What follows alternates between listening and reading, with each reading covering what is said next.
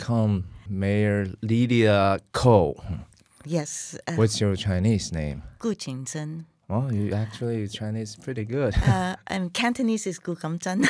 Oh, Kou Jingzhen. Yeah, Kou Gamzhen. Kou Gamzhen. Yeah. Lydia is Mayor of Palo Alto, the famous Palo Alto. Famous. Yeah, it's very famous, right? It is. And it locates in a really great place, like between San Francisco and the South Bay. Right. And usually people refer to Palo Alto as like the tech center, innovative center. Well, it's actually the birthplace Oh, yes. of Silicon Valley. Yes. Yeah. Right. So, and, we're very fortunate for its location, but also there was a lot of famous people and very wealthy people who decided that Palo Alto was going to be their summer home. Right. A long time ago when Leland Stanford decided that he had a home in San Francisco, but then they wanted to relocate to Palo Alto as their summer home for their child also. So from there, it just began to bloom. Right. And then it became the tech center of the world. So we have Stanford University, which brings a lot of diversity, which brings a lot of innovation. As you know, some of the more famous big tech companies have come out of Stanford. Right. So we're fortunate. Yeah, I think Stanford University basically started the Palo Alto city, right? But actually Stanford doesn't belong to Palo Alto city. No.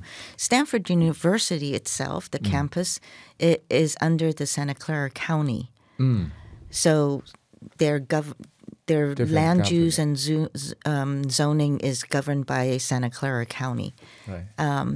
But the rest of Palo Alto is Palo Alto. Right. Yeah, we can unpack that later on.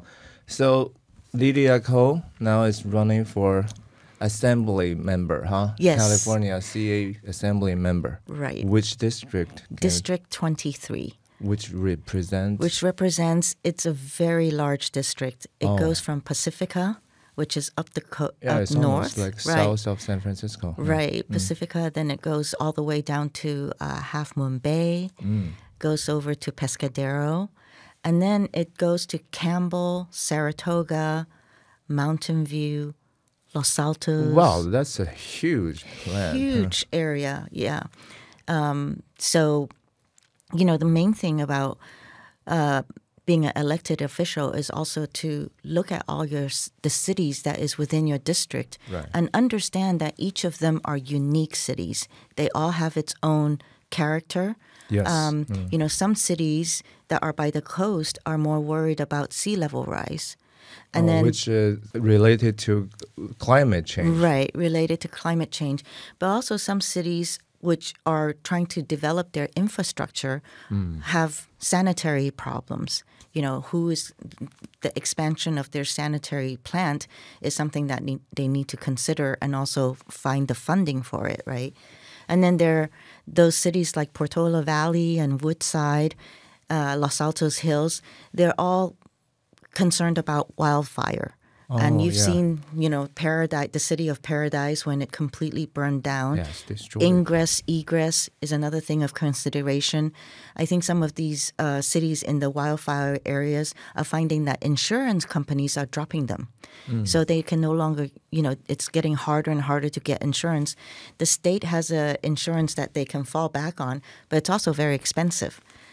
So these are all unique things that elected official should really get to know their own cities and be out there. Oftentimes I say boots on the ground. You need to know what your community is going through so you can resolve it. But I find that a lot of the, like my incumbent now has, in the last 7 years, hardly ventured out to get to know the community. And only now, because he has an opponent, he's out campaigning and showing up in the community more. Wow. Yeah, that's always a good thing. I think that's a value of democracy, right? If somebody don't do their job correctly or actively, so the competition will at least make the incumbent be more active, right? Exactly.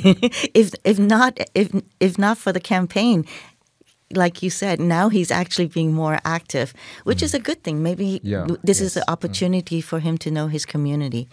Yeah. Well, Lydia, you've been serving Palo Alto City for almost 7 years, right? How's it going? How's everything? Like you got into politics, and why? And how's those years work for you? I mean, what do you learn from those experiences? One thing I learned is I'm not going to please everybody. I'm going to try very, very hard, but I don't believe it's very difficult to make everybody happy. But the main thing is to listen to the people. As long as we're there hearing them and trying to do the best and working hard, I think that I'm doing well. I've always referred to myself before as a reluctant politician because I never thought in my wildest life before that I would ever become a politician. But when my husband and I purchased a property in Palo Alto, our home, I started joining our neighborhood association, which is in a single-family home neighborhood. And from joining the association, then I got involved with emergency preparedness. And that was an effort in order to get our neighbors prepared for just in case earthquake, mostly. And so the effort got to work onto training, engagement, asking for more volunteers. And from that exercise, it just grew and grew. And as time went by, it became a citywide program. And then the city came in and said, we will take the program and make it a city program. So a city-sponsored program. And then from there, I got into training. There's a organization called, under FEMA, it's called Certified Emergency Response Team, CERT. And so I started training the CERT program. And the CERT program is basically you're trained to do light response. So in fire suppression, light fire suppression, search and rescue, also very light search and rescue, and also learning how to remove heavy objects, perhaps furniture, off of people to help extract them. So I learned all of these things, and then we started learning how to do communication, because communication is very important in a disaster. So we had ham radios and so forth. So I got into that, and I got to know a lot of people in the city, and I started getting people calling me about city issues. And then I said, I'll go find out about it for you. So I do that. And so I kind of became the reliable person to go to, for things. And then as very time... organically. Right? Somehow. Yeah. It's just basically you grow out of this community. Right. And because I'm always within the community, community members started to get to know me. And so, like I said, boots on the ground, right? Boots on the ground. And then election came up, and then friends of mine said, you should run for city council. And I just said, okay, I'll try. And that's how I ended up. The first time I ran, it was in 2014, and I lost by 135 votes. And then, so I tried again in 2016 because my friend said, your name is out there, you should run again, try again. And my friends actually believed that it was a freak kind of thing, losing by 135 votes. So I said, try again. So I tried again, and this time I did make it. And so the rest is history. How's that circle makes you feel? I mean, it's politics, right? You have to communicate lots of things with lots of people, and people hold different opinions or different visions, and they argue, right? Even, I mean, in a city council set up, how basically, what's the best way to solve the problem? I mean, philosophically. Of course, I have my own personal thoughts and ideas.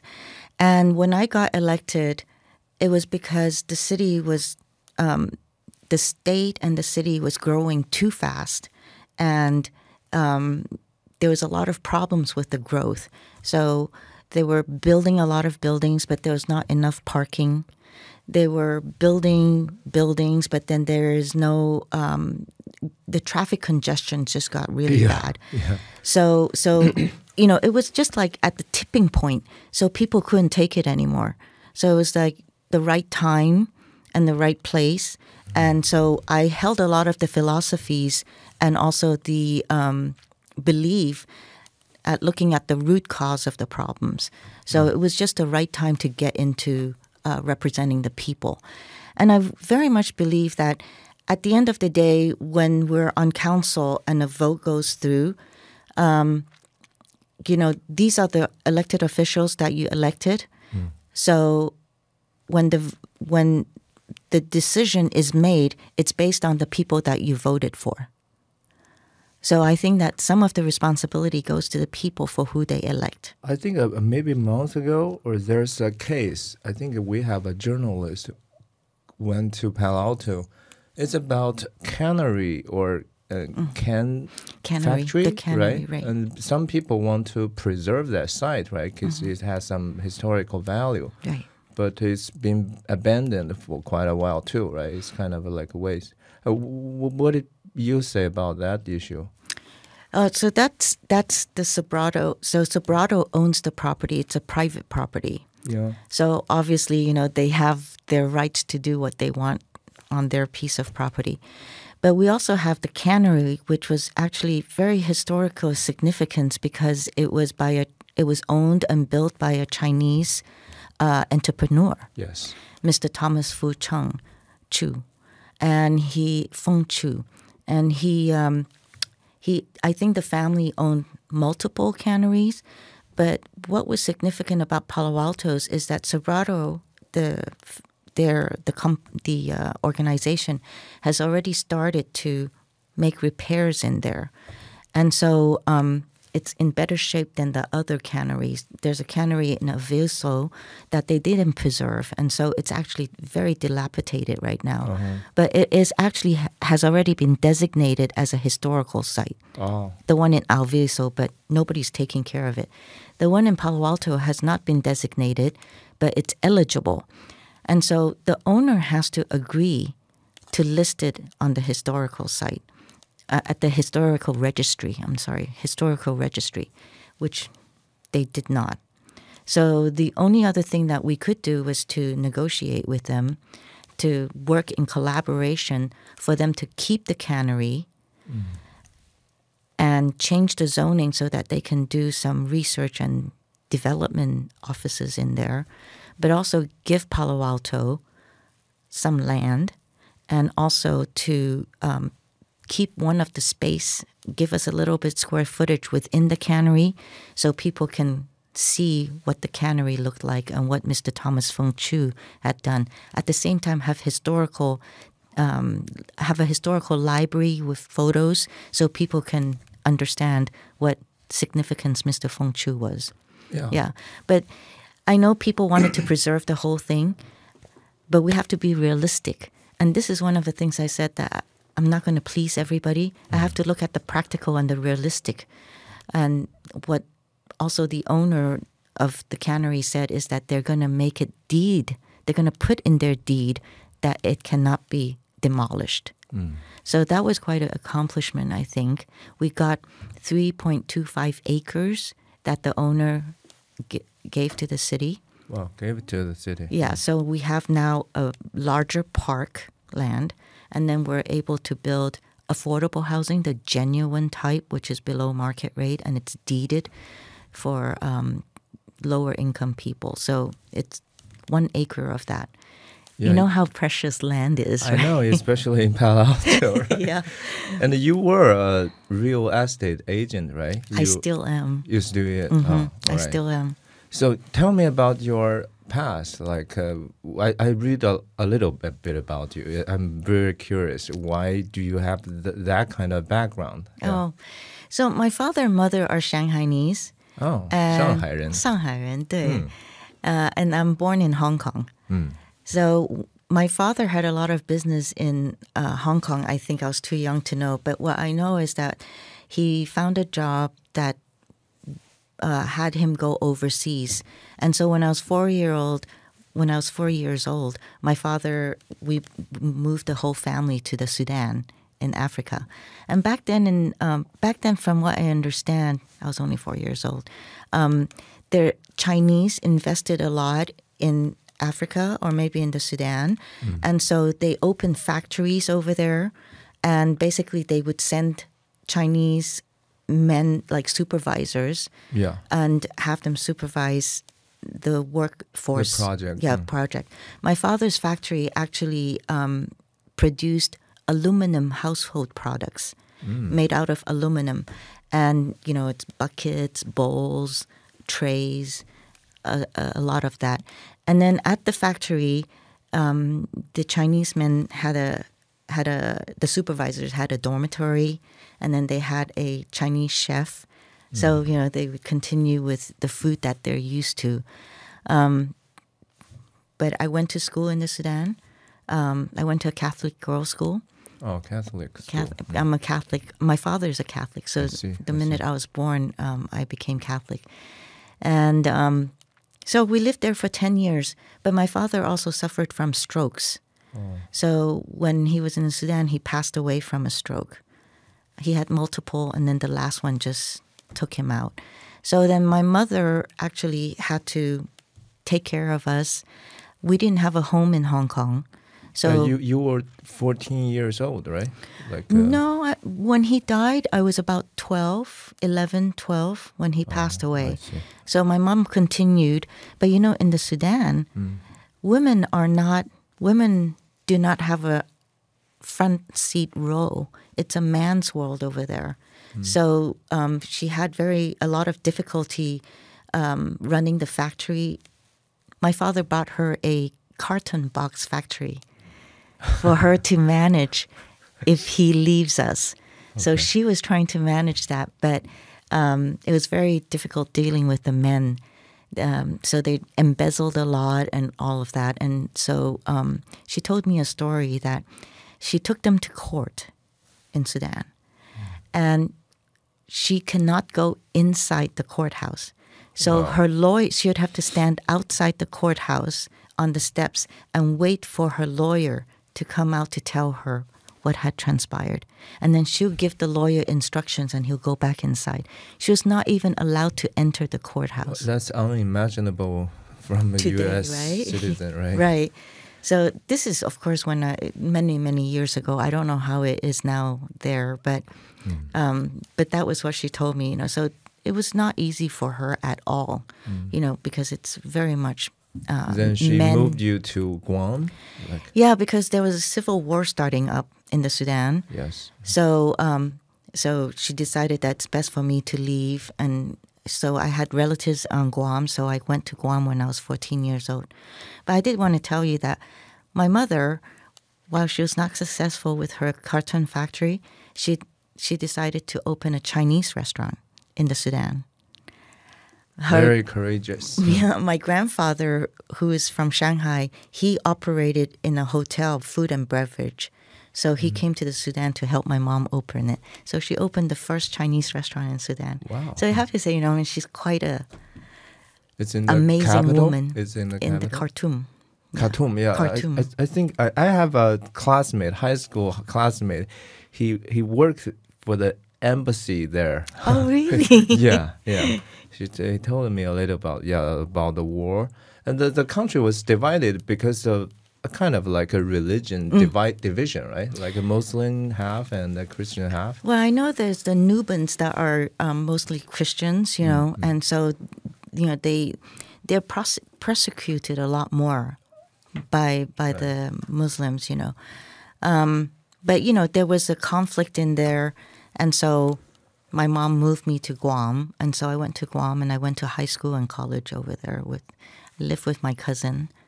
Yeah, this background, what the biggest lesson it teach you? Like, how maybe give you a more like diversity lens? Absolutely. My friends in the Sudan, they're all mixed marriages. So either the mother or the father is from a European country or from, and one of the parent is Sudanese. So I have Russian friends, I have Greek friends, I have Yugoslavian friends when Yugoslavia was still there. England was also very big,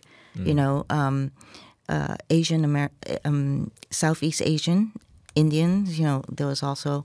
So I had friends from everywhere. It was Egyptian friends. Yeah. So for you, maybe you more like treat people like a color blind. I mean, is that possible? It is absolutely possible. Absolutely possible. My husband is African American. Yeah, so I don't look at people like that. It's basically, if we just have to kind of look at people for who they are and look beyond. So I'll tell you something. I remember seeing a long time ago, I saw a friend. Well, at that time, they weren't my friend yet. But you know how your face is dead fish face? Is what Deadpan. Deadpan, yeah. You seem like grouchy, angry all the time, right?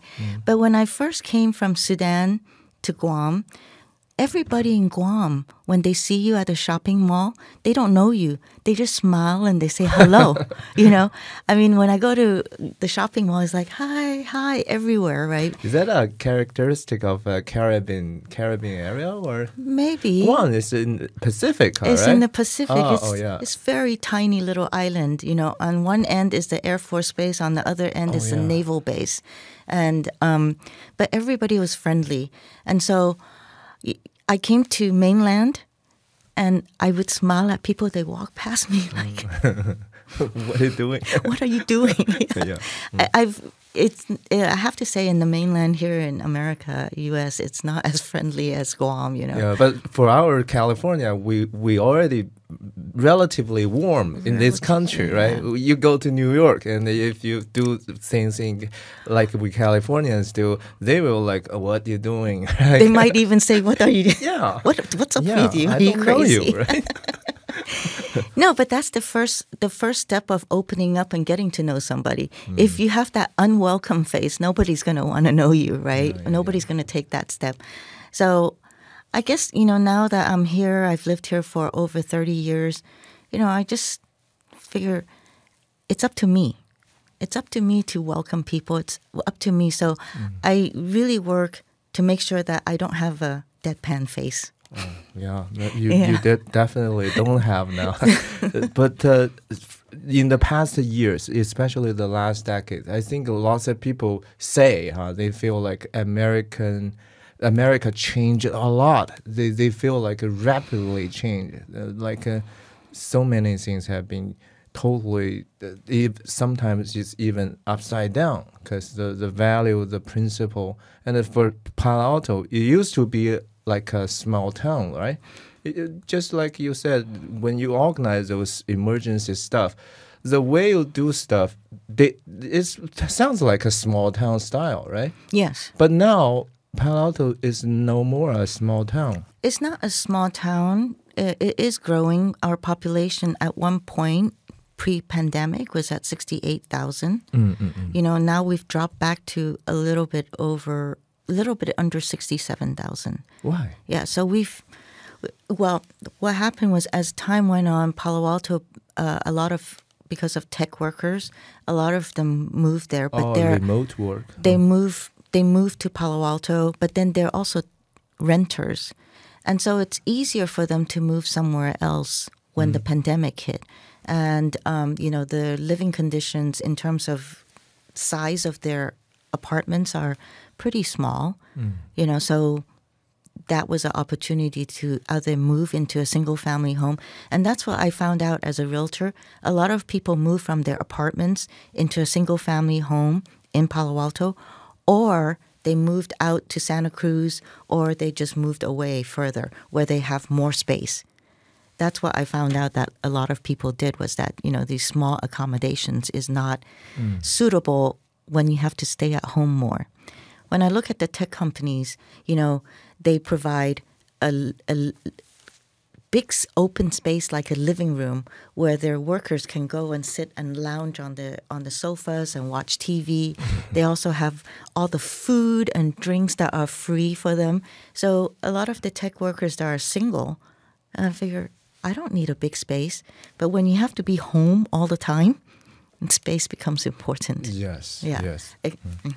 What's the biggest challenge now Palo Alto is faced? The biggest challenge right now that I find is economic development. A lot of our small businesses are suffering. And when I say small businesses, it's not just small offices, but also, our personal services, our retail. They're suffering a lot. There's some smaller mom and pop restaurants that are also suffering. We have essentially two main business districts. University Avenue? Right, University Avenue. It's coming back a lot, but then there's still a lot of vacancies there.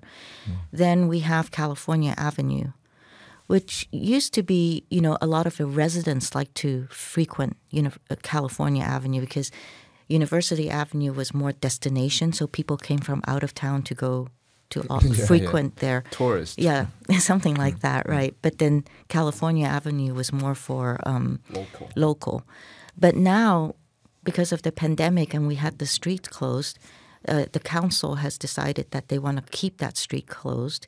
So a lot of the smaller businesses are finding that they need the traffic, the cars coming in order to have their business survive. Sure, yeah. For example, there's a barber shop on California Avenue, and they've been there ever since the 1930s. So they've survived all these years, right? And the gentleman who owns it said that he has a lot of customers that are seniors. They come in to get their hair cut. Yeah. And then while they're waiting, they go to these tasting bar and have a cocktail, or they'll meet their friends after they cut their hair and then go over there. But a lot of these seniors needs to be driven to the front of the because they barber don't shop. work long. Yeah, they can't walk long. And so they get out of the car, they go in, get their hair cut, and then the car comes back and pick them up wherever they are. Now the cars can't go in there. So they're dropped off really far away. And so now he's losing all those customers because they just can't make it. It's not that they don't like him, they love him, but they just can't make it there. So you are trying to help them, right? Well, I try to help. Just this last Monday, we voted on it, and it was a 5-2 vote. So 5 other council members decided to close the street. And so there's 2 of us that said no for different reasons. Mine is that, there has to be a certain fairness when you're looking at entrepreneurs, small business owners. I used to own a video rental store many years ago when I first came to California. And it's a small business. It's almost a one-man business. So I go there at 9:30 in the morning. I leave there at 10 because the business is open from 10 to 10. My life is over there. And, the one videotape rent is $3 plus tax, $3.25. So it's a hard business to do. And every penny goes towards my livelihood and my children's livelihood, my family.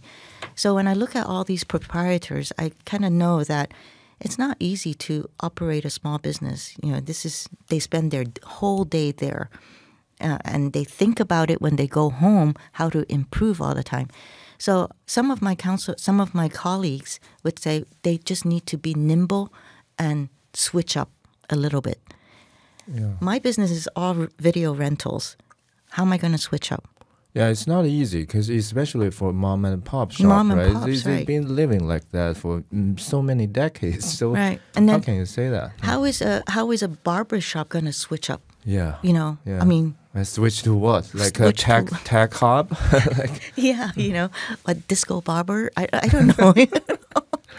Yeah, but from what you're talking about, this detailed thing, I found you need, in order to do your work, you need lots of caring and empathy sometimes, right? And you talk to so many people and know so many things. I don't know how you bring work. I hope I can work like that. You can.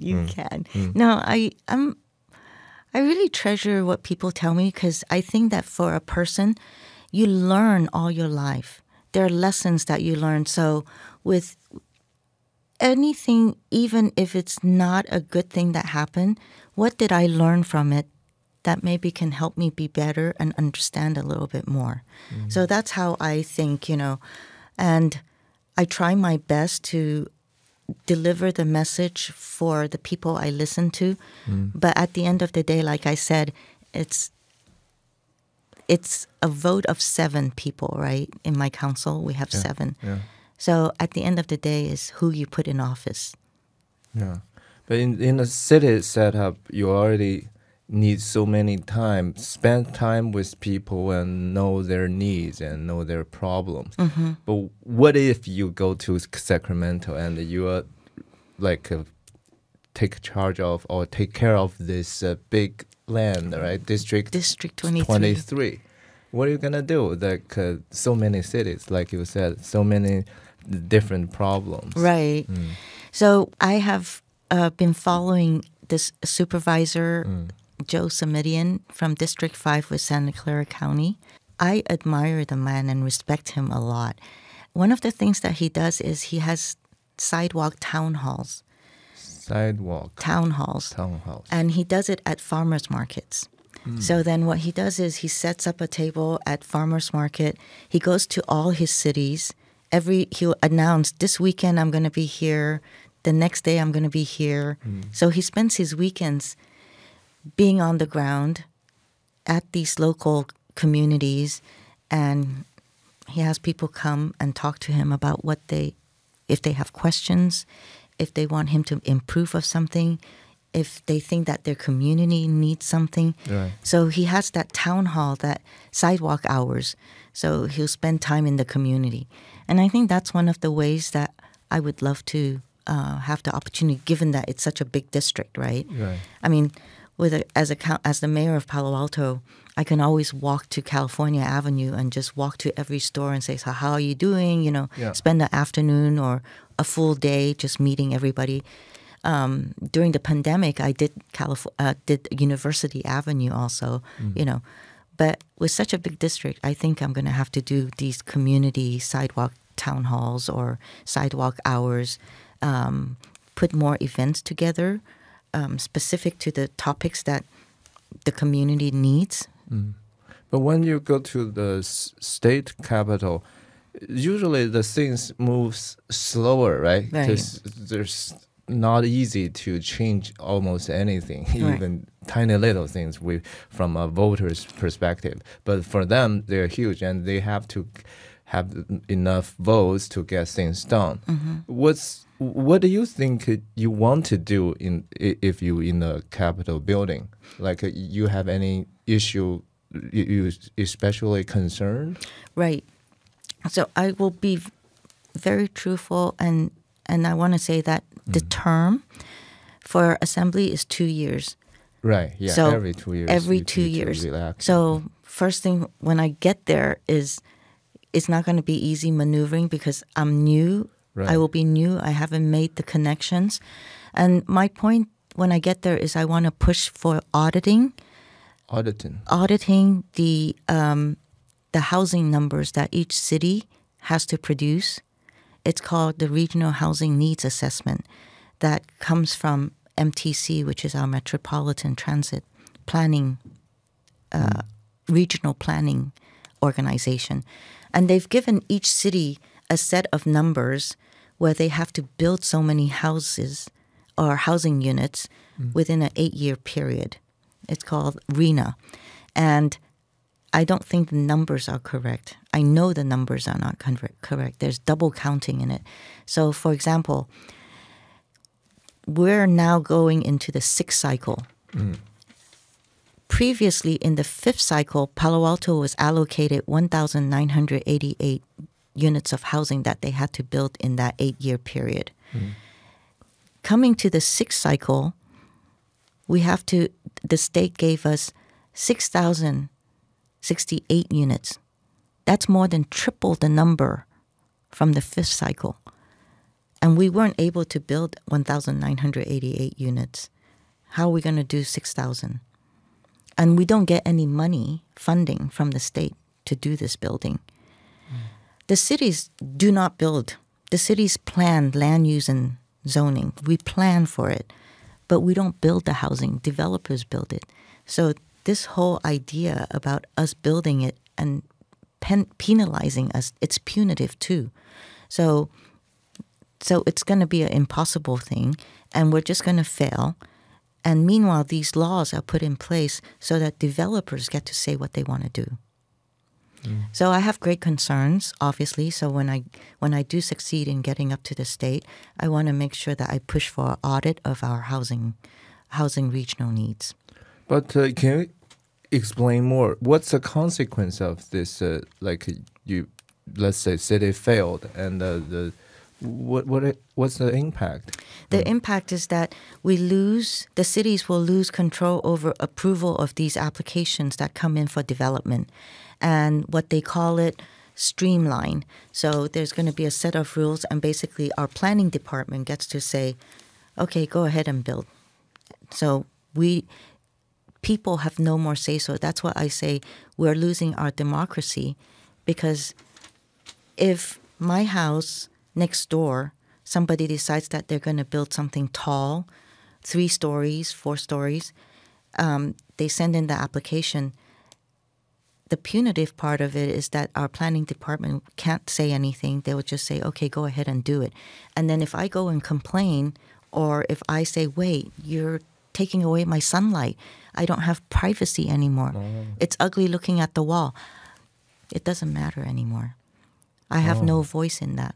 So we kind of have a lot of unintended and intended consequences with the state laws that come up, that is being approved. Why in the first place state want to push that law? State wants to push that law because they said that we haven't been building enough housing for the growth that is in California. But so they're saying that each city has to build their share.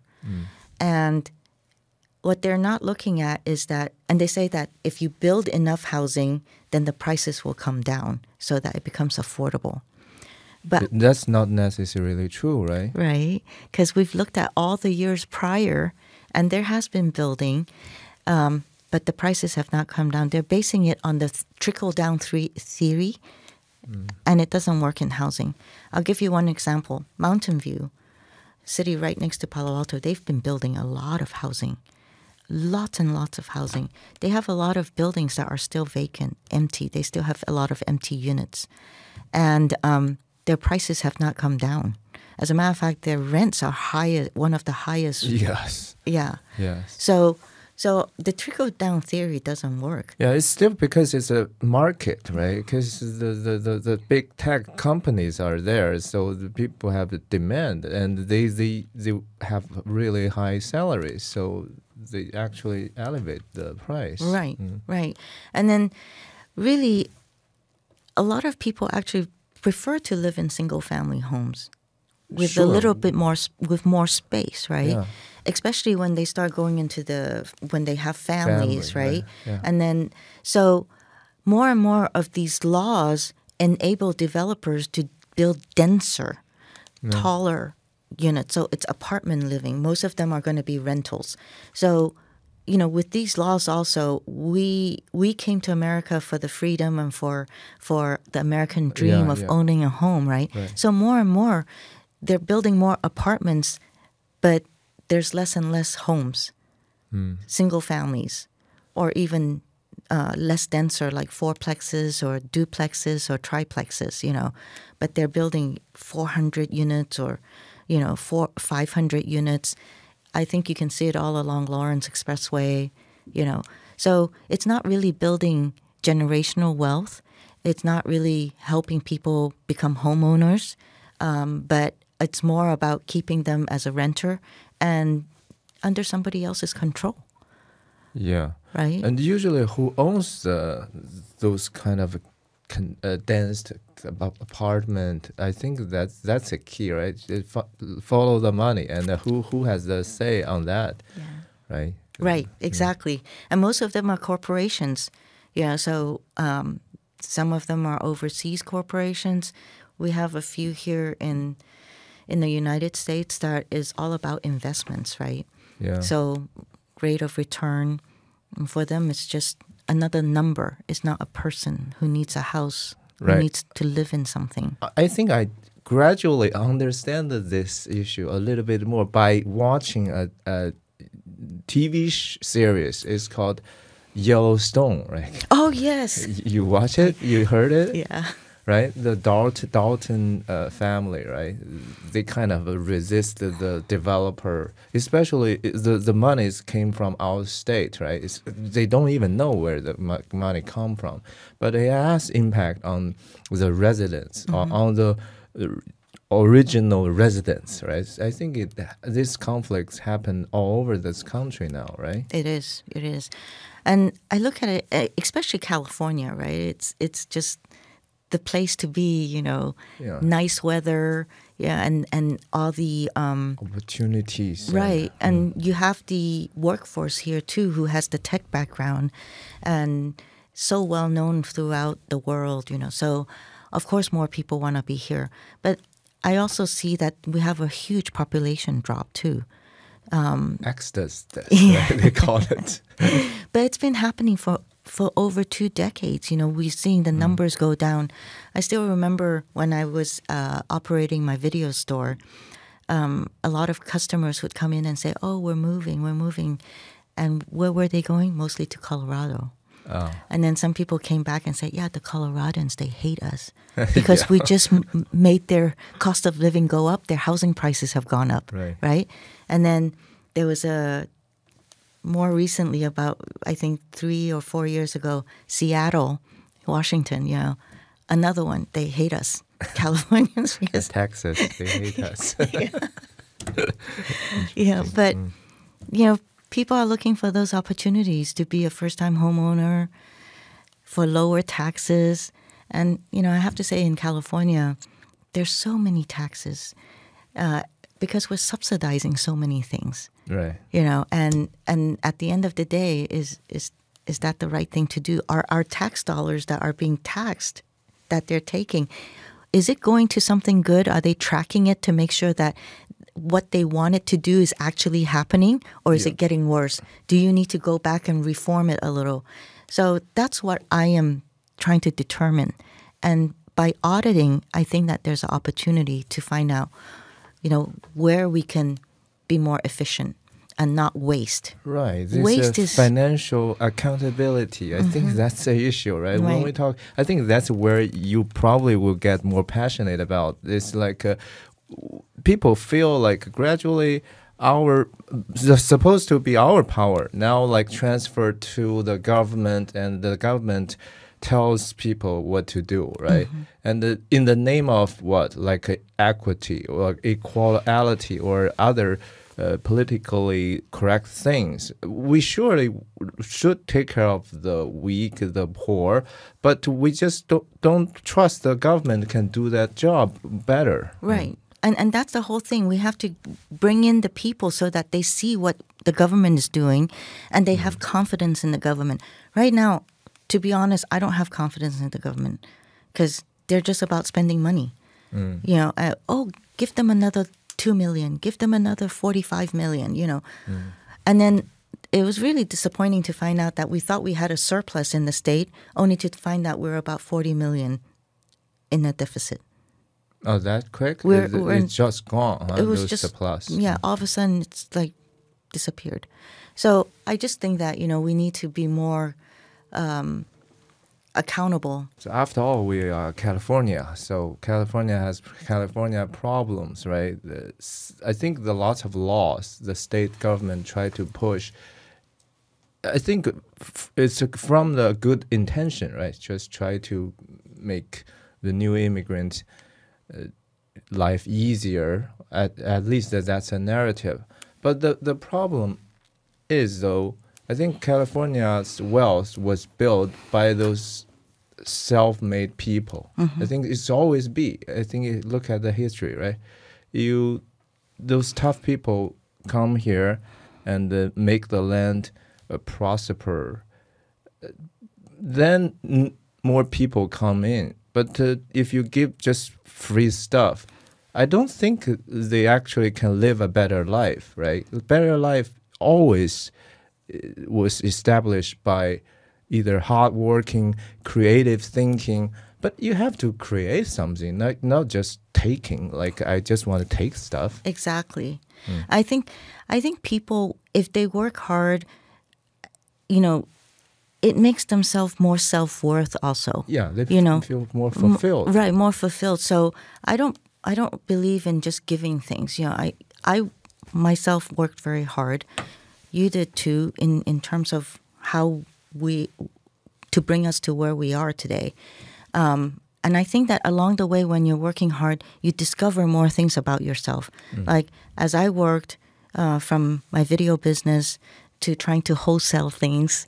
I tried to wholesale toys to toy stores at one point. Went to store. I was trying to sell, I don't know if you remember the tomodachi, the little egg. Yeah, it's a little egg and you have to keep it alive. So you have to carry it, you have to do things with it. It's like an electronic pet. Yeah. I was trying to sell that from one store to another.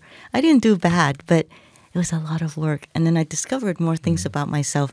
Then going into becoming a real estate agent, I discovered things about myself that propelled me to be more volunteer in the community. Right. And then from there, it brought me to where I am today. And I'm still discovering things about myself. But this is all through experimenting and working at it, right? Right. If you don't do anything but just take, you're never going to learn. And you actually, what you have done is like giving. Like say, like volunteer actually is a action of giving, right? Because you give it out time. And the good old American is like lots of people donate, right? They voluntarily help other people, but by their own will. Yeah. Like I'm willing to do it, but you cannot force me to do it. Right. Nowadays, like a government's idea is more like, you give me your money, then I'm gonna help you do that. That just doesn't sound really you give me your money, and then I'll distribute it to everybody. And I was thinking, I don't understand that concept, especially I don't see any good results coming from it. If I see good results coming from it, I don't mind giving you some, but it isn't good results. So now they force you to give it by putting taxes on parcel taxes, housing bonds, but where is it at? Where is the affordable housing then? Yeah. Where is the medical clinics? Where is law enforcement, right? So I tell you, we have what is in place now, something called Prop 47. The title of it is Safe Neighborhoods and School. Oh, sounds good, huh? Sounds really good. People voted on it. But what it ends up doing is that if somebody steals up to $950 from somebody's establishment, they don't have to do any, it's a misdemeanor, so they're let go. At least have some sort of community service or punishment for them. Right, yeah. It has to be some punishment. There has to be some. Because otherwise it would be an incentive. Right. And then at the same time, what are we teaching our children? I still remember, when my daughter, we're standing in line and there's all the chocolates, right? Chocolate candy. When we're trying to pay at the grocery store, it's all these chocolate candy. Sometimes I don't see what they're doing and they'll take one. And then when I walk out the store, I say, oh my gosh, where did you get this chocolate from? He said, oh, it was just there. So it's innocent enough. But the whole thing as a parent is that you still take them back in there and say, you cannot take it, teach them, and then have to pay for it, right? Yeah. So that they learn that lesson. But now we're not even teaching a lesson. We're just letting the crooks just leave. And for the business owner, if it's a small business owner, $950 is a lot of money. I know. And then after this person who stole $950 on Monday, another person comes in. That's $2,000 that this proprietor has lost. But it used to be a common sense. I just don't understand. In real life, I never met a person who agree with this law, and nobody agree with it. Everybody think it's insane. But why it got passed? I mean, how? Because of the writing, the wording, they carefully try to deceive us like a good school safety, but actually it just makes things worse. Well, I think that there is that in terms of very good fancy language, writing. Packaging, Yeah, huh? packaging, branding, whatever it is. But then there's also guilt. There's also equity. You know, all of that social justice, all of that plays into this. It's like, you know, they're saying that, you know, we don't want to pack, going to jail is not the way to do it. Then reform it. Reform it and say, you know, you steal is not right. Then what kind of punishment? It doesn't have to be jail, but there should be some kind of punishment. So we need to kind of look at that. But right now they're just letting them go. And I have to say, you know, for police, I often wonder how distressed, what does that do to a police officer's thinking? I work so hard. I put my life on the line to catch this person, only for them to let go because the law says to let them go. Yeah. And occasionally, the media even attack the law enforcement, say, okay, they use violence. Sure, they have to sometimes. Sometimes they have to, but we can also put things in place in order for not to have the violence. So there's a lot of de-escalation training now for police, so that they can assess the situation. And if they can talk them down, they can talk them down. If not, then they go through another series of ways in order to de-escalate. And then oftentimes, some of these people also have mental issues or drug issues, right? Yes. So we have to look at all of that. And so there's a lot more training that needs to go in for police officers, you know, for our law enforcement. And I think the state needs to recognize that and provide more funding for our police training, public safety training. Also, with people with mental issues as well as drug addiction, I think also there's a really good program where they have mental health clinicians as well as drug addiction clinicians that can go out with officers. Based on the dispatch call, they can ask the clinicians to accompany the police officer so that they can have both methods of de-escalation. So I think that those are some of the programs that we should examine more and support more in order to address these kind of issues. But not laws like Prop 47, safe neighborhoods and schools. It doesn't do anything. Yeah, I just think just the politician or the public servants should be more honest and be more transparent, just talk things as it. That's, I think, the minimum demand from the people. But nowadays, like, people talk really fancy, but it's always in the name of justice and goodness. But we just feel like very tired of this. Goodness and kindness is good. But, it's good. It's good, but then when it's not realistic, you know, it's aspirational. And sometimes aspirational is so far off. You know, getting there is what we need to figure out. What caused the problem? What is the root cause of the problem is what we need to look at and resolve. If you're trying to solve the problem when it's already far ahead, you're never going to, you know, actually resolve the issue. But this way will be long and difficult. It's going to be long and difficult. And maybe sometimes in our time, we probably couldn't. We couldn't even see a better result, but the hope we still should keep, right? That's why we fight for, and that's the way of our life. Like, we should pursue the truth, and for whatever the Independence Declaration says, right? It's still true, right? It still holds true. Exactly. My husband, when we bring up our children, my husband always, because, you know, as a mother, sometimes when the kids misbehave, I say, you know, don't do that again. And my husband said, remember, honey, tough love. You know? So I feel like in some ways, you know, our state, you know, and how we resolve our problems also needs tough love. Like you said, say the truth. Yeah. You know, what is the fact? The fact is so-and-so. Follow that. But then with love, you know, it's like, I'm not trying to, you know, do harm, but there needs to be repercussions. There is consequences that you have to acknowledge, and whatever it is that you need to do, we need to do in order to resolve it. But do you think your faith play a part in this public service? Absolutely. I'm Catholic. I look at the situation. Situation causes people to do funny things. Like nowadays, I feel like every time I say a word, I have to be very careful because we censor our thoughts. Yeah, we do. We censor dangerous. a lot of it. I'm not saying to just say unrealistic things, and be rhetoric, but I think a good conversation. And then at the end of the conversation, if we are not in agreement, it's okay. Yeah. And we can still be friends and we can still, know each other. But respect what I say. And I find that social media actually is an instigator because people hide behind it. And I think that invented.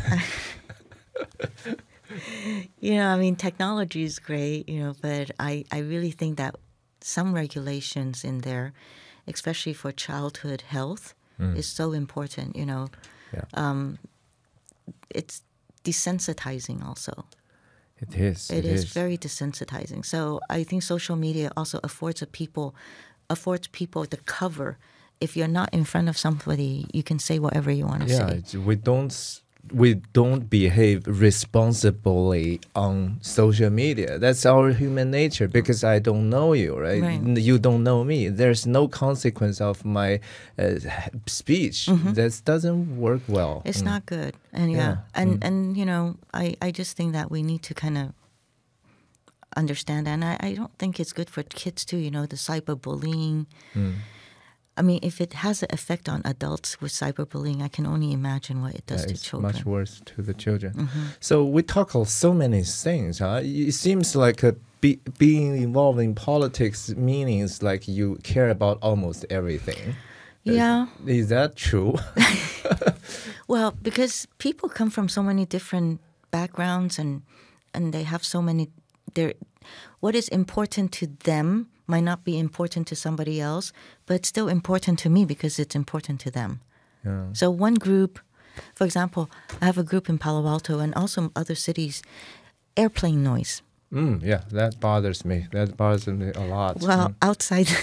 We are under this flight line with so many planes flying overhead. Yeah, I experienced that when I was... It's pretty loud too. But a lot of people are bothered by airplane noise. Many, many people. And some of them have auditory noise just kind of triggers. I know. Yeah, and so I have to be... It's important to me too. If that's something that bothers their health, bothers their well-being, it's something that bothers me too. So I take the time to learn about it. Other people could be sensitive about dust, and so I get interested in that too. Trees. People are very, very passionate about trees in Palo Alto. Because Palo Alto names after a tree. But trees, I remember a long time ago, okay, trees, they're beautiful, great, But as time went on, I started to learn that all these benefit from trees. I'm starting to love them too, Yeah, I've loved them too. Yeah, it's the one source of inexpensive, clean air.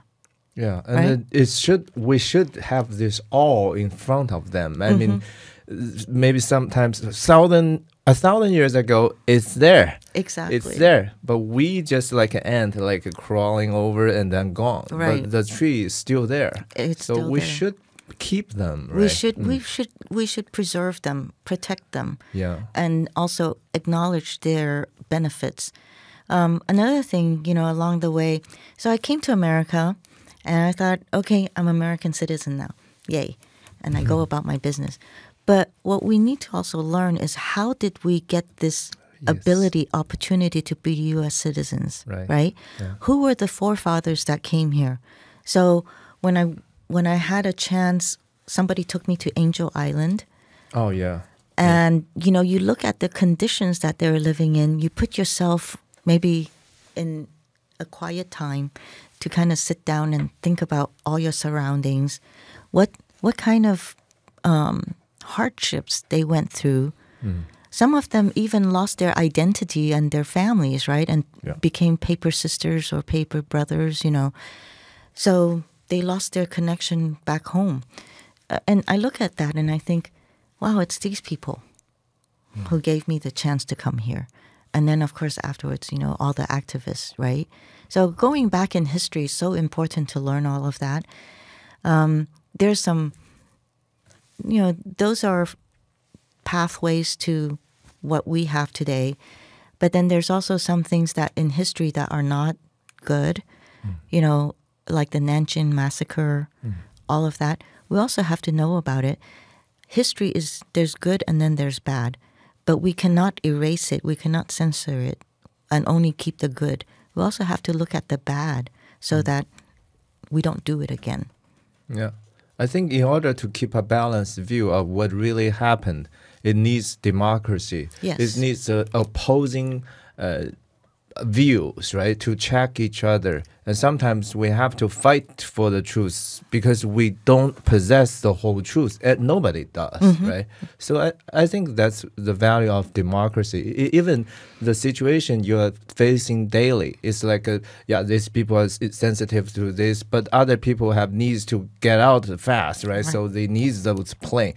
So it's like we live in a ever-conflicting situation. We just try to be peacefully live together, respect each other, but also solve our conflict more civilly, or I don't know. But we need this freedom, right? We need freedom to talk and to show things, to show the facts, and let the idea just teach us. I think, right? I believe so. And now because people don't want to take what your thoughts are or your feelings. They want data. But you know how data can be, statistical data and data can be manipulated, right? So sometimes I think that we also have to listen to people's empirical data. Yes. How they feel, what they have experienced also. So empirical data is just as good as statistical data. Yeah, that's why the city council sometimes they have people to do testimony, right? They show up, they talk, they say their stories. That matters. It matters, right? And our government is supposed to have check and balances. When you talked about democracy, right? Our government is supposed to have check and balances. Sure. I think that has gone away.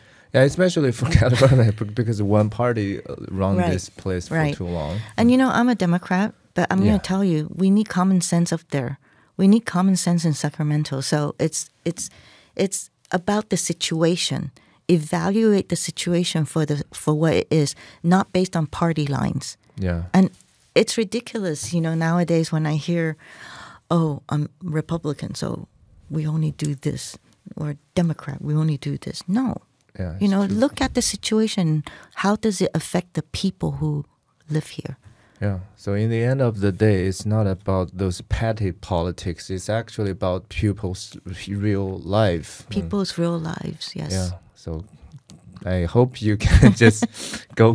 And so I hope people will check me out on LydiaKou.com. Yeah. Hope our audience can know you better and see your true color. Just kidding. Yeah. Liam, thank you so much for the opportunity. You're so easy to talk to, and I really enjoy this conversation. Thank you for your time. Thank you.